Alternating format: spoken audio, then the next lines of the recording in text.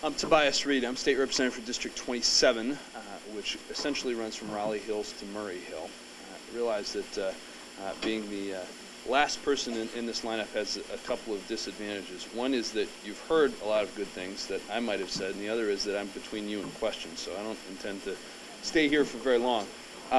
One thing that's apparent from all the diverse comments that have been made is that there's a lot of issues that we take on in the legislature. Some of you have heard me make the comment before that being in the legislature is a little bit like going to college. We have committees that are sort of like classes, and we tend to specialize in certain areas. There's just no way for any one of us to take on all the issues. So you'll probably note as you begin to ask questions that we'll be looking to different people for different areas of expertise. But given that you've heard the circumstances around the budget and some of the challenges that has brought to us, I just wanted to give you two positive things that I'm spending a lot of time working on and I think can have some real benefits for the state as we go forward. One is Oregon Inc., the Innovation Council.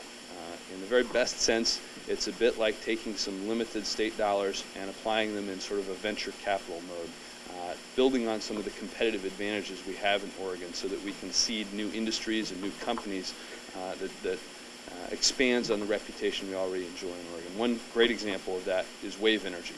And to be more specific, it's the sort of thing as such a new industry that an individual company or an entrepreneur might not have the resources to do the sort of basic research that's required to build the industry. But the state can do that in certain ways. So an example of that is how we're now doing some research on the Oregon coast about how the various wave power technologies interact with marine life. And then making that basic research available to companies so that they can compete, build the industry, and build our own reputation as the place that's innovative and creative. Another example of, I liked what Senator Hass said about jiu-jitsu, of taking some of our challenges and using it to our advantage. Working with several other legislators from around the state on a plan we're calling EAST, the Energy Efficiency and Sustainable Technology Plan, which is going to expand some state bonding authority and some loan programs to fund energy efficiency projects. So businesses and individuals who might want to do the sort of thing that decreases their energy use, increases their efficiency, but don't necessarily have the cash to do so, would be able to do it. We're talking about things like new insulation, new windows.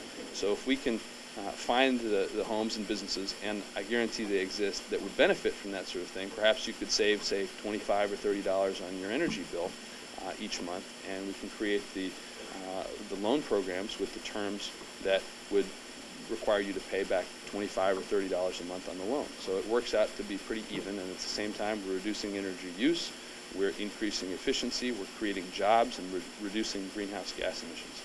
It's rare that the politics of a proposal line up so nicely. We haven't found anybody who's opposed the idea, but we're working very hard on the details, bonds and loan programs, and interacting with the utilities who would collect repayments through on-bill financing has been difficult, but we're pretty optimistic about that. So despite some pretty challenging circumstances, there are some good things we can do that might not otherwise be possible, and I hope that we're going to continue that creativity and collaboration. And with that, I'm interested in hearing your questions.